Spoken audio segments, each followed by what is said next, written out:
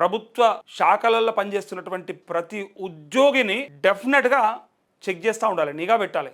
వాడు ఎవరి దగ్గర లంచాలు తీసుకుంటుండు, వాని జీతం ఎంత, వాని ఆస్తులు ఎంత, అసలు వానికి ఎంత క్రెడిట్ చేస్తుంది ప్రభుత్వం, వాడు వెనక ఎంత కూడేసుకుంటుండు, పైగా బయటకెళ్ళి ఏమైనా ఆదాయం ఉందా, బయటకెళ్ళి ఆదాయం ఉంటే పర్లే. కానీ బయట నుంచి ఏ ఆదాయం లేకుండా ప్రభుత్వ శాఖలలో పనిచేస్తున్నటువంటి దొంగలు ఎవరైతే ఉన్నారో వాళ్ళని ఒకసారి పట్టాలి, వాళ్ళపైన నిఘా పెట్టాలి. ఆ ఆస్తులు ఎట్లా కూడబెడుతున్నాడో అది కనుక్కోవాలి, ఎట్లా జమ అవుతున్నాయో చూడాలి, ఏడికెళ్ళి వస్తున్నాయి ఇవన్నీ, ఎవరిని కొడుతున్నాడని పట్టాలి. ఇది కూడా పట్టకపోతే పోలీసు వాళ్ళు అంటే పోలీసు వాళ్ళే పెద్ద కరప్ట్ అయిపోయారు, అది పెద్ద విషయం, అది వేరే విషయం. కాకపోతే అందులో కూడా నిజాయితీ పరులైనటువంటి ఎవరన్నా ఉంటే ఇట్లాంటి పనులు చేసి బయటకు తీసుకోవచ్చు. ఇప్పుడు ఇది ఇట్లనే ఎవరో చెప్తేనే ఇన్ఫర్మేషన్ బయటకు వచ్చింది, కానీ ఎవరు చెప్పాల్సిన అవసరం లేకుండా కొంత ట్రాన్స్పరెన్సీ కనిపిస్తే బాగుంటుండే. ఇలా మనం గతంలో ఒక కార్డు వస్తుందని చెప్పారు చూడు, అట్లా ఒక కార్డు మీద డీటెయిల్స్ అన్ని వచ్చేసేయాలి, ఆస్తి వివరాలు మొత్తం వచ్చేసేయాలి. ఆయనతో పాటు ఆయన బినామీలుగా ఉన్నటువంటి ఆస్తి వివరాలు కూడా, ఆయన పేరు కొట్టంగానే టకటక ఆయనకున్న భూములేని, ఆస్తులేని, ఎప్పుడు కొన్నాడు, ఏంది కథ, ఇదంతా బయటపడ్డది అనుకో, అందరు చక్కగా అవుతుంది. నిజంగా దేశం మంచిగా అవుతుంది. ఫస్ట్ అవినీతి తగ్గాలి, ఈ అక్రమాలు తగ్గాలి, అప్పుడే